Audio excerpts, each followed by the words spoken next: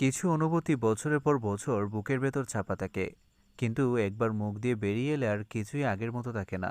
বিবাহবার্ষিকীর আনন্দের মাঝে এমন এক ঘটনা ঘটতে চলেছে যা বদলে দেবে বনলতা, অনুভব আর লাজুর সম্পর্কের সমীকরণ। সত্য প্রকাশ পাবে নাকি ভেঙে যাবে একটি পরিবার? চ্যাটার্জি বাড়িতে বনলতা ও অনুভবের বিবাহবার্ষিকী উপলক্ষে পুরো বাড়ি উৎসবের সাজে সেজে উঠেছে।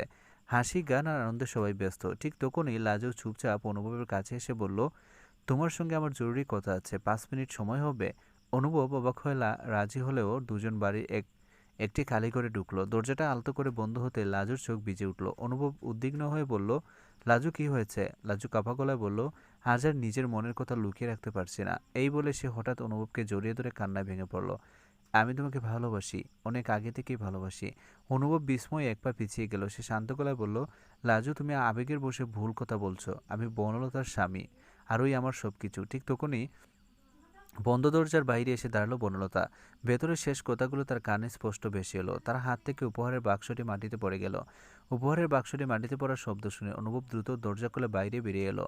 সামনে দাঁড়িয়ে বনলতা, তার চোখ ভেজা, মুখে নিঃশব্দ কষ্ট। অনুভব তড়িঘড়ি করে বলল, বনলতা তুমি যে শুনেছো বিষয়টা তা নয়। বনলতা কষ্টের হাসি দিয়ে বলল, ব্যাখ্যা দিতে হবে না, আমি নিজের কানে সব শুনেছি। লাজও বাইরে এসে কাঁদতে কাঁদতে বলল, দিদি আমি ভুল করেছি, অনুভবদের কোনো দোষ নেই, উনি আমাকে প্রথমেই ফিরিয়ে দিয়েছেন। কিন্তু বরণতা তখন কিছুই শুনতে চাইছিল না। সে ধীরে ধীরে অনুষ্ঠান ছেড়ে চলে গেল।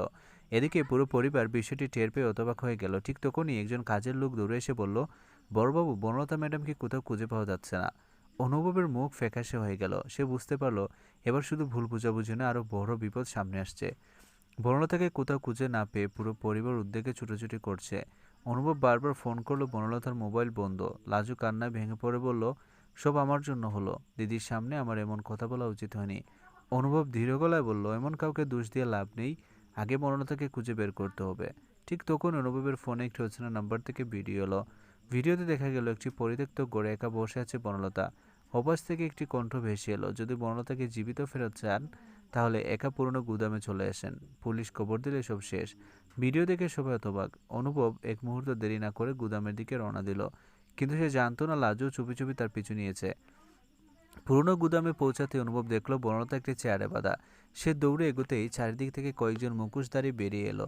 ঠিক তখনই লাজুও সেখানে পৌঁছে গেল। একজন মুখোশধারী হেসে বলল, আমাদের কাজ সহজ করে দেওয়ার জন্য ধন্যবাদ। আজ তিনজনই একসঙ্গে ফাঁদে পড়েছে। পরিস্থিতি ভয়ঙ্কর হয়ে উঠতে লাজু একটি লোহার রড তুলে একজন গুন্ডাকে আঘাত করলো। সুযোগ বুঝে অনুভব বনলতার হাতের দড়ি খুলে দিল। ঠিক সেই সময় বাইরে পুলিশের সাইরেন শোনা গেল। মুখোশধারীরা পালাতে শুরু করলো, কিন্তু পালানোর আগে তাদের নেতা মুখোশ খুলে শুধু এটুকু বলল, আজ তোমরা বেঁচে গেলে, কিন্তু তোমাদের সবচেয়ে কাছের মানুষটি আমাদের হয়ে কাজ করছে। এই কথা শুনে অনুভব আর বনলতা লাজু একে অপরের দিকে তাকিয়ে রইল, কারণ তারা বুঝতে পারলো আসল বিশ্বাসঘাতকে কোনো পরিবারের ভেতরে লুকিয়ে আছে। একটি ভুল স্বীকারোক্তি থেকে শুরু হওয়ার জ্বর শেষ পর্যন্ত পৌঁছে গেল এক ভয়ঙ্কর ষড়যন্ত্রে। কিন্তু পরিবারের ভেতরে লুকিয়ে থাকা সেই বিশ্বাসঘাতককে পরবর্তী মহাপর্বে এমন এক সত্য প্রকাশ পাবে যা সবাইকে স্তব্ধ করে দেবে। পরবর্তী নতুন আপডেট পেতে অবশ্যই চ্যানেলটি সাবস্ক্রাইব করুন আর পাশে থাকা বেল আইকনটি বাজিয়ে দিন।